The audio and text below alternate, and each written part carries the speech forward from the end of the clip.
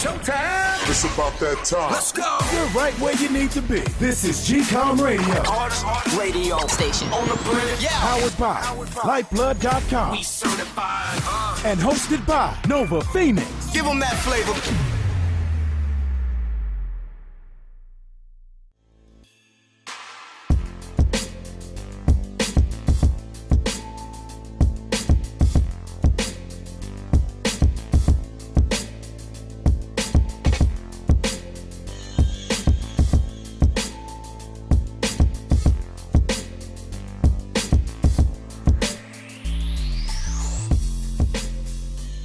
What's going on? What is going on? What is going on? Thank you guys everywhere in the world. And ladies and gentlemen, let's put it like that. I don't want to just put it everybody just on the guy. But ladies and gentlemen, what is the deal from around the world, from first world countries, third world countries, and everywhere in between? I thank you for listening to me. I'm your host, Nova Phoenix, on GCOM Radio, on iHeartRadio. And I'm bringing to you guys once again, and I know I was late. I missed the Wednesday because, you know, I was just getting into other things. But I'm here just to talk some mess to you guys. As I said before on other shows, this is going to be a short one. I think I'm going to have a couple of short ones for the next couple of weeks because, as you know, I'm doing several things. And, you know, I just can't give all my attention to this one show. But I promise you I will have something on a weekly basis. So I guess, flipper flapper, I won't get into all that other stuff, that generalities, but I'll get right into the show on some topics that I picked out specifically to have a discussion with you guys. I guess this is a one-way discussion because I'm talking to your listener. But yeah, let's get right to it. Yo, I know it's been on everybody's mind. It's on everybody's lips. It's playing all over the place. It's on the radio. It's on social media. I mean, everyone's taking a part of it. I think at this point, the ship has sailed as far as talking about it. But, I got to put my 2 cents in it. And, that's what happens when you have a weekly show. Things happen like the day before you record or whatever the case may be. And then all of a sudden you got to wait till the following week. Now, I can easily do like meantime and between time and just do little shout outs to you guys talking about that topic that happened for the day. But you know what? To have to get on a mic every time something crazy happens, I think it just doesn't. I might as well just wait till the following week. So this one is about the Lox and Dipset on the Verzuz battle. Let me tell you something. New York was representing that night. I tell you, right up in MSG. And I love the Lox and I love Dipset. I love both of them. It's New York through and through.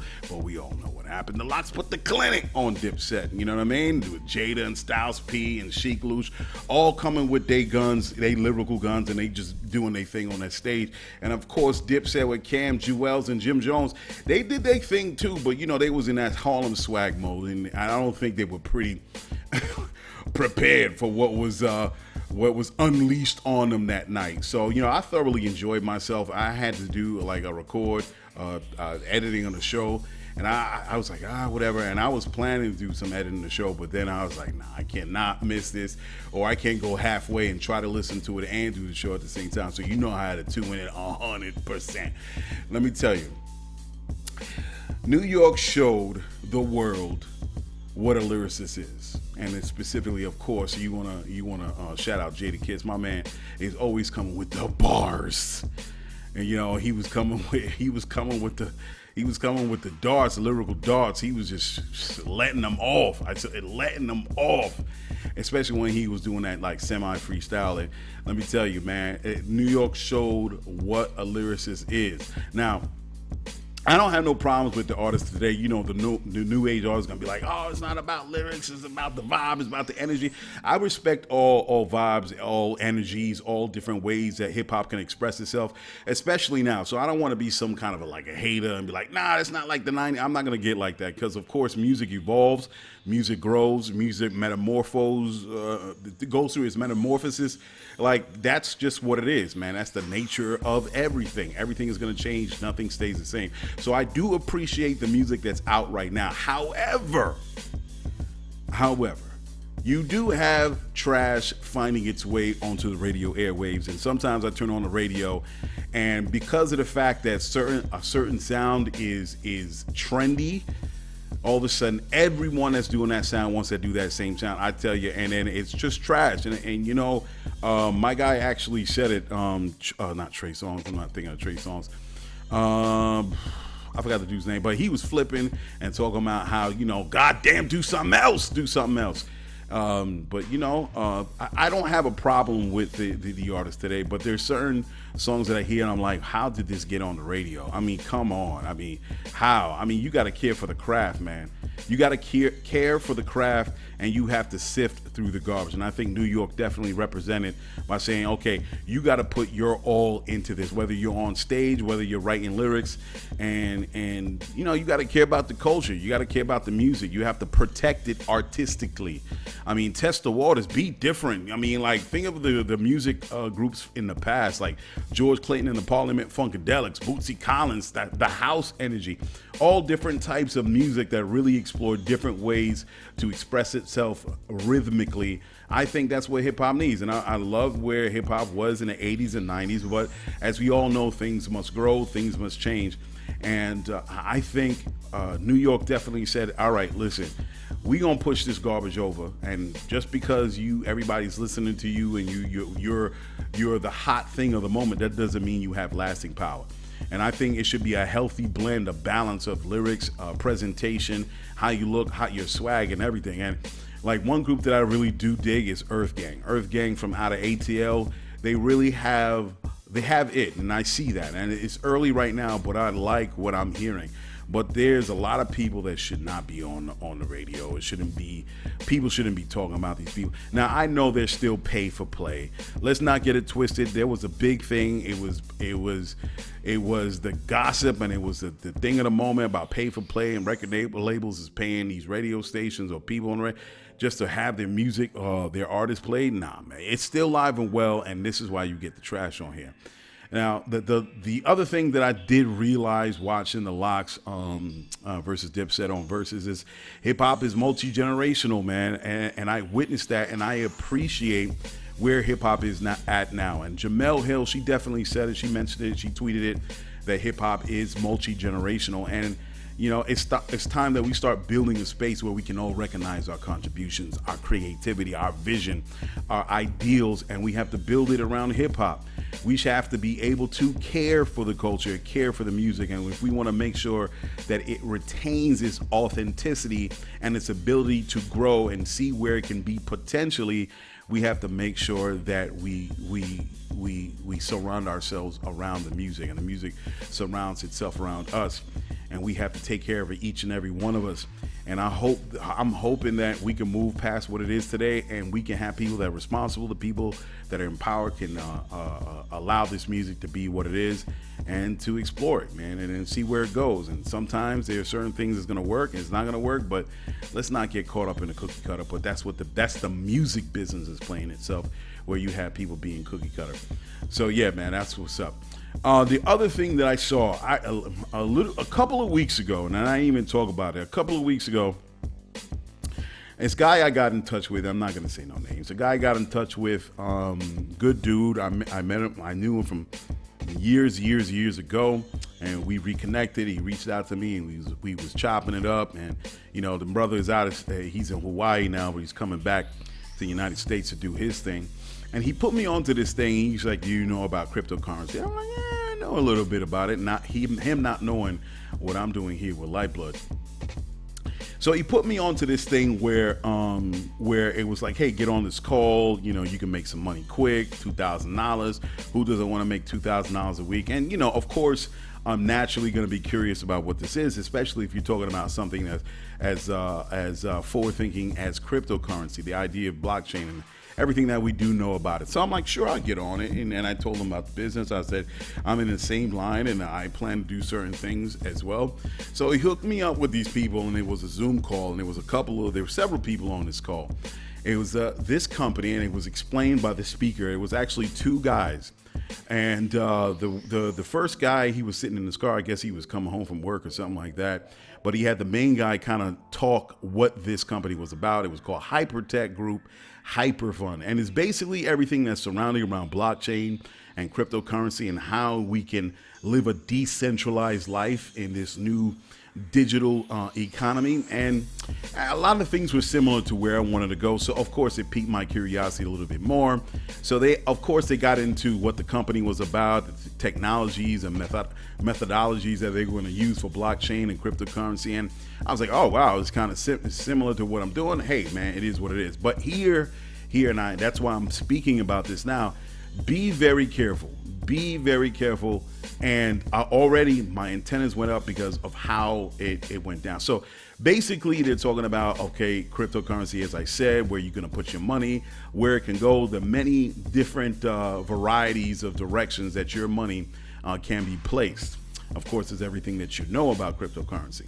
So the thing, he started talking from the very beginning I was on it. So the guy's talking about how, okay, this is how you double your money, triple your money. So basically, you have your wallet. Everybody knows their what they call, I think, the hyperfund. Everybody knows their wallet that they put their cryptocurrencies in, everything like that. All right. So basically, you open up an account and you dump money into it. You dump money into it, say whether it's 200, 2,000, 200,000. And then you watch it accrue. They say, of course, avoid banks, and everybody, all the financial advisors say banks is not where you want to put money because it doesn't really, the interest is just, it moves at a snail's pace. So you have to invest your money. So he's saying this is better than a bank, and you put your money into it. Say it's $2,000. You put $2,000 into account. After a while, every week, every 2 weeks, it starts to accrue by a certain percentage, right? I'm like, okay, cool. And you will see this, of course, this is your account. You log in and you see your money, $2,000 in their own, I think they had their own DigiCoin. I forgot the name of it. So you will see this money kind of grow incrementally by a certain percentage. And they say, yeah, you could take out the money, but that's not what you want to do. You want to be able to keep your money in there and watch it accrue over an 18-month period. 18-month period, okay, cool. So it could go up $50, and based on this certain interest structure that they showed you, say for instance, it accrues $50 every other week. So now you have 2,050, and then you have 2,100, 2,150, and after a while, you start to grow your money. You see your money growing. You don't want to take it out, but you want to make sure this money kind of accrues. So I'm looking at this. I'm like, okay, and then where do we go from here? No, you're supposed to watch this accrue and build for 18 months plus, 18 months minimum. I'm like, okay, so of course now as the more and more this guy talks, the more and more he's talking about with this interest structure that you can not only get that initial interest, but have it double or triple over the next couple of quarters. And I'm like, okay, so at what point can I use this money?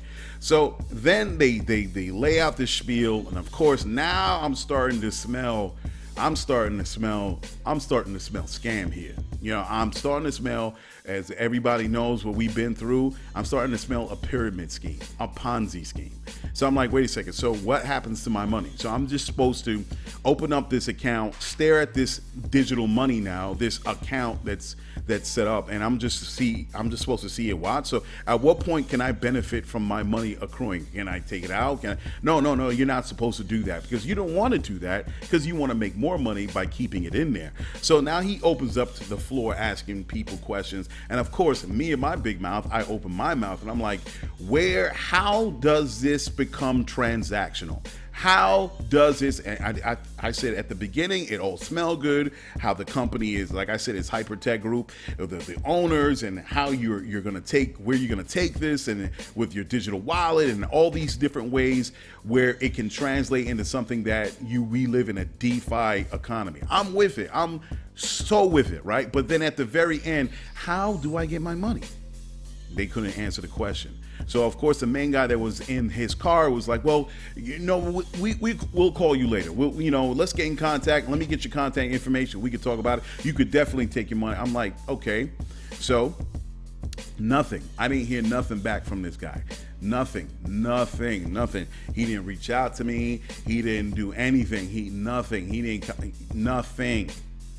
So I say, especially there was a couple of black people on there, and of course I said, please, if you guys are gonna do this, because I didn't want to make it seem that he was a total snake oil salesman, but at the same time I'm super suspicious, and I'm like, look, if you're gonna get into this, you got to get into this right. Do not do not get black people's hopes up, because of course most of the people that I see are black folks. So I have to say this because black people put their hard-earned money and their trust into businesses and systems that, of course, the people that look like them, and it so happened that the speakers were black, that of course they want to see something that will grow their money, because everybody wants to get into wealth building. And when you see this new thing, this as far as cryptocurrency and all these things that the hyper tech group was going to about, you want to get into something that's going to build your wealth, where you can be in the best interest, financial interest for you and your family, no doubt. But I'm like, yo, you cannot F this up.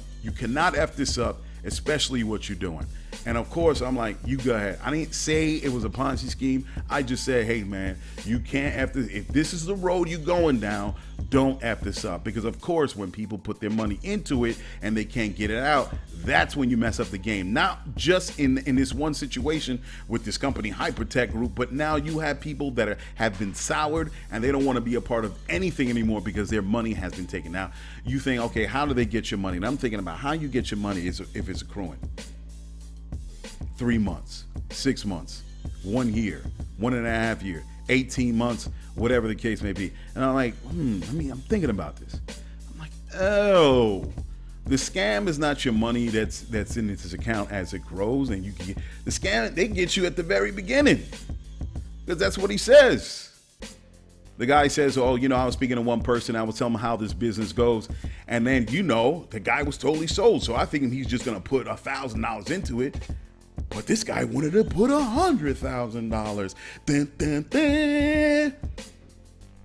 So of course nobody's going to put $100,000 into this thing. No. But they want to convince people that, hey, look, I have $2,000. Let's try it. They get you from the very beginning. As soon as you upload your money, or however transfer your money into this account, say $2,000, you have got. So now you are look at this damn account for the next 18 months, watching these numbers on this website, this platform accrue, and they already got your money. You got to watch out for these scams, people. You got to watch out for these Ponzi schemes. They talked real nice, and a lot of Ponzi schemes are like that. These pyramid schemes are like that. And then I forgot to tell you, and this is where it really ticked me off as far as my eyebrows are raised. Then they spoke about, well, how can you increase your interest if you bring other people in on it, you sign them on, and then you get whatever they get plus their people. And I was like, that's the pyramid scheme. They just wrapped it in this new technology that everyone is trying to figure out in this 21st century. They just repackaged this pyramid scheme. And that's why I'm so upset. I knew it was, but I ain't gonna accuse the man. But I knew what it was. Watch out for these companies, man. Watch out what they're trying to sell you, Hypertech Group. Don't go for that. Make sure that whatever you put in, you can get out. Lyfeblood is not about taking your money. What you put in, you can get out for the people. You want to put money in? That's fantastic. Who's giving you money but the people around you. So you're not just giving, but you're receiving. If you give $50, I don't know, you could be getting $100 back and you giving out $50. It depends on how you move through Lyfeblood.com. But Lyfeblood.com is not about trying to take your money and let it sit. I want you to see it work for you. And if necessary, we'll have outside companies come and look at specific projects. When it's the community project, we'll make sure we have an outside company watch it and say, hey, yeah, that money is there. And it's supposed to be for the people. I don't know whether a community is 50 people, 100 people, 1,000 people, 10,000 people. If there's something that you need that you want your community to benefit from and the community is doing it together, we will make sure that will come back to you. But I'm not going to be this damn Hypertech Group when all of a sudden they take your money and oh yeah, just watch it for 18 months, for 2 years, and your money disappear. This is about making sure that whatever you put into it, there's an end date, and the people that have put into it can make sure that others partake of it. Because that's the point. One of the projects that I want to do is, I think I explained it before, a business development program. That's one of the projects that I want to start. Because the problem is a lot of people are putting their money into banks, but they're not getting it back. So how do we ensure that people, where they invest their money, they can get it back? Not everybody's going to be a business owner. But what I want is if you have 50,000 people with I don't know, it's a specific region in Queens or Brooklyn or something like that, and you want to start a business development fund within your community, and you invest over a certain period of time, that the money that was built over time can go back into the people's hands. The problem I see a lot of times, we have bank accounts and we open up bank accounts and we're stuffing our money into these accounts, but yet we're not getting that same money back. And banks make billions of dollars and they can easily invest that money back into the communities that they're taking from. Because banks right now, they're all over the place, in the sense of, pre-digital. But banks are opening all over the place like corner stores. So they was taking your money, and you're opening up a bank account so you put your money in. But then now when you want to go for, say, a personal loan, a business loan, or whatever the case may be, they say, you can't really. So you're giving them your money, but you can't get it back. So we have to think of an alternative way where we can pool our money, and then when it comes time for it, we can get it back for the people. Now, I'm not, say for instance, not everybody's going to be a business owner. Mr. Hendricks down the block, you say, hey man, we don't have, say for instance, a grocery store, right? You want to open a grocery store with fresh food, and the people want it. But of course, the people that want to get into the business of the grocery business or fresh food or whatever you want to call it, say a smaller version of Whole Foods, they just don't have the capital. So you know what? For me, I'm not in the business of fresh fruits and vegetables, like a smaller version of Whole Foods. That's not my thing. But you know what? If someone steps up and say, hey, I want to do this, I want to start this project, and I need to raise like $500,000. Well, I want fresh food. I don't want to have to continuously go downtown. So the people in the community, say it's Queens. Sure, I'll invest $10 a month. So down 6 months, 8 months down the line, that person gets that money, and all of a sudden they have that money, and let's get it started. But I'm not going to just look at this thing and there's no end date. It's just like my money's just sitting in this digital bank, and I'm just looking at this thing accrue, and okay, hey, I want to see if I can. It has to be transactional. If I'm going to put my money into this account, I want to make sure, hey, I got to buy. If in the way I want to buy some gum, in a way where you have that digital wallet. So you have to be careful of these scams, folks. You have to be careful of these scams, and I know it's hard in these times. I know it's hard. That's why I want to make sure with Lyfeblood that I can build trust with you guys. I can build trust and know that what is for you is for us, and for me is for you. Whatever. It's a revolving door. Where we want to make sure that we build the communities that we live in. That's why I was thinking you gotta have an outside company. Because a lot of times when people don't like your idea, or you build the brand and you have another company out there that wants to make sure you tank, they're going to do everything in their by any means, whatever they can do to destroy your name. So we have to make sure there's certain things are in place. So when we do this project, that it's ironclad, it's airtight. We won't have any problems. So if somebody puts their money, in, these monies are available to the specific needs of the project. You gotta watch out for this. Check it out yourself, man. Don't believe me, Hypertech Group. I ain't going for it. I'm sorry. It smelled too much like a freaking Ponzi scheme, man. And personally, for me, that's what it is. So you go for it. All right. So next thing. So Governor Cuomo has resigned, man. And I was just speaking about this on the last show. This dude, yo, man, I got to tell you, and as an outside person looking at this thing, I'm not a Democrat or Republican. It always seems to me that, I can't say that. There's some Republicans that got caught out there and they stepped down and off the pressure. But, my thing is, if you're a public figure and these are the standards that you live by, you got to stand by it. Not just for, if you have this moral code that you want to stand by, but especially in the sense how dirty politics can get. You don't know who's going to come after you or how this can turn out. Of course, you shouldn't be a dirtbag. That's first and foremost. Don't be a dirtbag. You can't be trying to holler at every, G that comes. It doesn't make sense.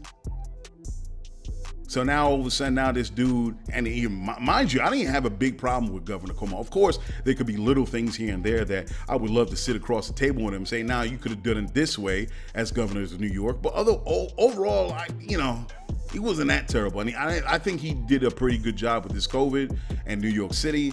And I'm like, okay, that's what's up. You're actually doing the work as opposed to how the previous president was doing it. Cuomo's looking like a real professional, but now look at this.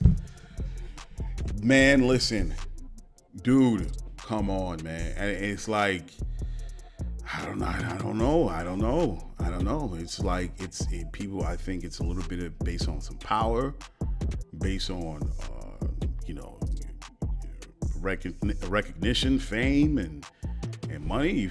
I guess you feel unstoppable or impervious, but 5 turns into 8 turns into 12, and I'm not saying all these cases are legitimate, because there's possibly some of these cases you are just blown out of proportion. People are going to take advantage, whatever. But where there's smoke, there's fire, right? In some ways, and the court of public opinion will always be harsh, and he should have his time to clear his name. So be it. But, the way they got it now in social media and everything going out, the court of public opinion is harsh. And I just say, if you're a politician, man, you just got to be careful of what you do. But, hey,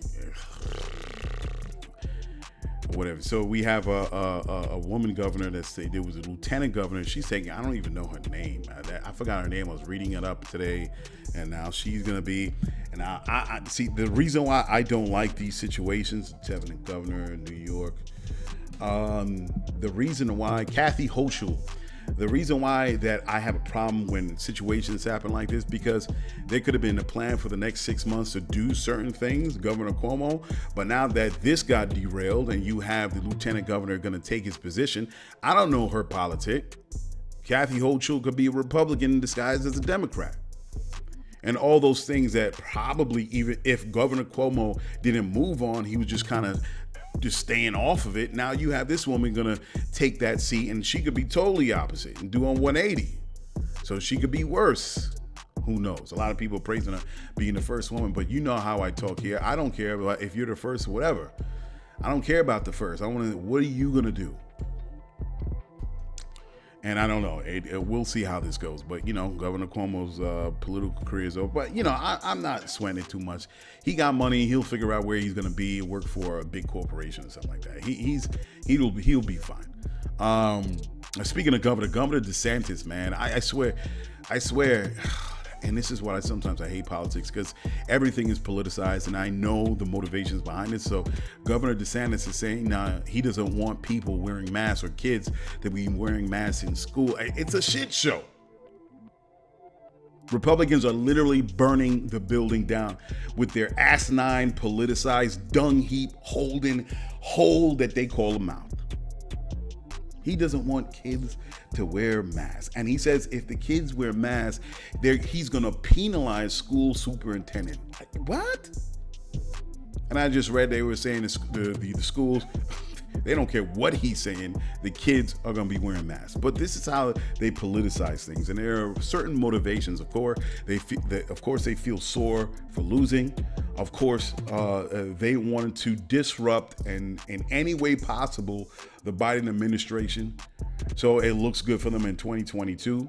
Of course, they have people that have voted for them and they want to stay true to their voters, as misguided to me in some ways that they are. So they're doubling down. But he doesn't care about the kids. It has nothing to do with the well-being of the children, the people of his state. I know someone that doesn't believe in the pandemic. I know someone that doesn't think, she feels that everything is fake. Everything is fake. So the world is faking it. So you have all different types of countries faking it. China, continents, Africa, Western Europe, South America, they're all faking it. She stands by it wholeheartedly. Bless her heart. Bless her heart. But this is what I'm talking about, how they politicize things, and they're trying to get revenge from Biden winning. And they will do everything in their power. It doesn't matter who they put in danger. It doesn't matter who they kill. And sometimes I think is damn near criminal, if you think about it. Because if you have a pandemic, and this is a real life thing, and they're saying the exact opposite, that children should not wear masks. We're not trying to, divert a river away from a city or something. We're just talking about putting on cloth. And if they're doing this and fully understanding that they're in the middle of, or aware, not even understanding that, I'm giving them too much credit, aware that there's a pandemic, and they're still saying that kids shouldn't wear masks, that's damn near criminal. And you're repeating this over and over again, and this is the hill you want to die on. How is this not criminal?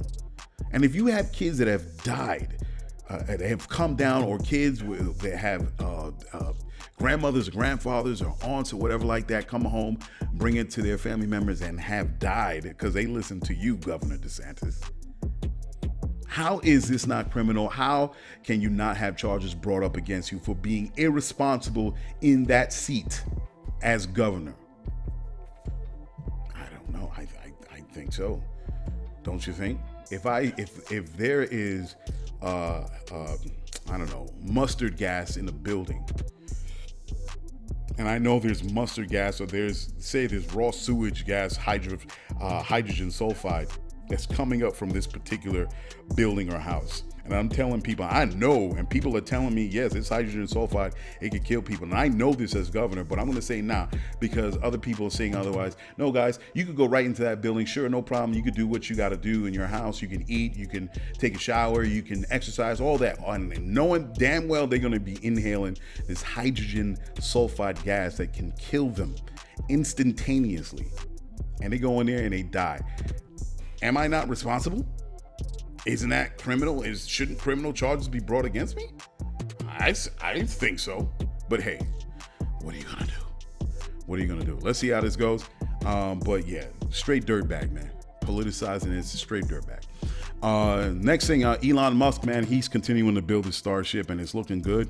And I see the pictures on Twitter, and big ups to Elon Musk. I'm looking forward to where they take this. Say, I don't know when they're going to launch this, 2020, 2030 or something like that. But he's taking those small steps towards getting this mission off to Mars. And big ups. And I was thinking, I actually tweeted this, and I'm like, yo, you know what? Once we successfully figure out how to but figure out how to live on Mars at length for a year, 2 years, 3 years, and we grow our food in these plastic biodomes, right? And we can live there indefinitely. We figured it out, right? Now, of course, humans here we look the way we look because of the environment that we're in. The hundreds of thousands of years, of course, when we come from simple primates to where we are now, we're humans, right? We call ourselves humans. Now, think about it a little bit. If we send humans to Mars for a prolonged period of time, if something, no matter what it is, what the smallest change, you can have a thicker earlobe over a 50-year period, a 100-year period, right? The generations that live there. And something happens where the smallest change in your physiology, technically you're not human anymore. You're Martian, if you want to say it like that. And it sounds silly, right? But really, we're humans because of the environment that we live in. And once we send humans to Mars, their bodies will adjust if we can understand Darwin's what is it called, folks? I can't remember the damn thing. Selection. Now I'm thinking of it right there. Darwin selection. I can't. Sometimes my mind just drops out, and I try to.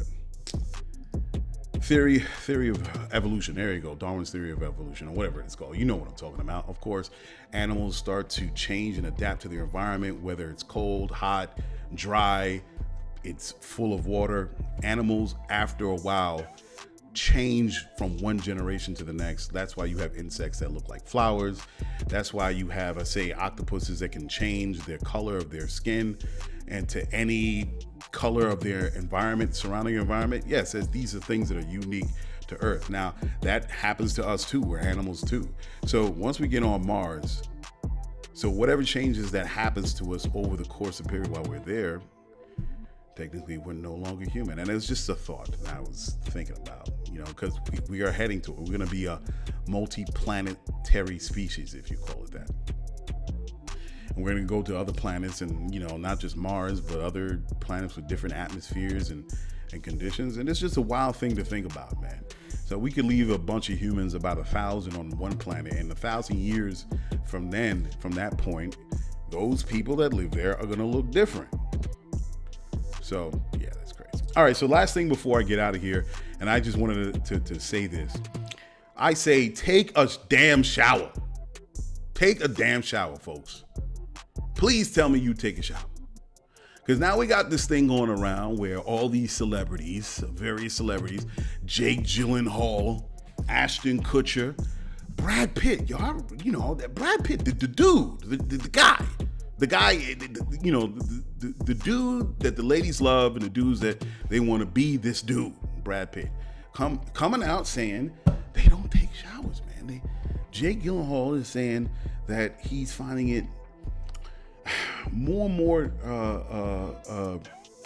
what's the word? I'm trying to think of his goal, but he thinks it's less necessary to take showers. I should have wrote down the quotes, but it is what it is. And I'm like, why are all these celebrities talking about they're not taking showers?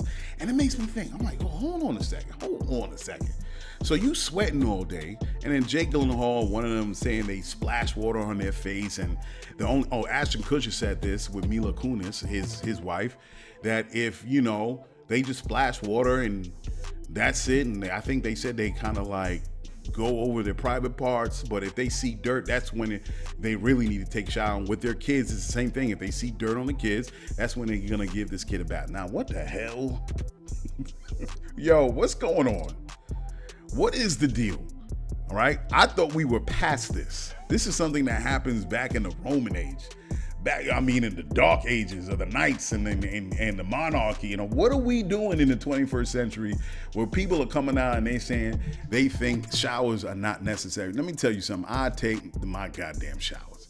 All right. If I'm in New York and throughout the whole city and I'm sweating, especially during the summer, and I'm sweating my ass off, and I can feel sweat rolling down the side of my body or my arms or my neck or my face or whatever, and I come home after a long day just walking around a summer day in New York City, you feel discomfort. You feel the sweat even now, even though it's dry. You feel it. When you rub your hands together, or say you wash your hands when you come home from a long day just being outside. Especially if you live in the city, you see the grit coming off of your hands. How are you not taking a shower? I don't understand. Man, listen. And even Brad Pitt had a story where they were saying that he was talking to one guy, I forgot the guy's name, but the dude was right. And Brad was like, I thought this article was gonna say Brad was gonna teach him how to, but Brad was like, yeah, man, you smelling kind of right. I mean, what you could do, you can just go there and just wipe down with baby wipes or whatever he said, wipes.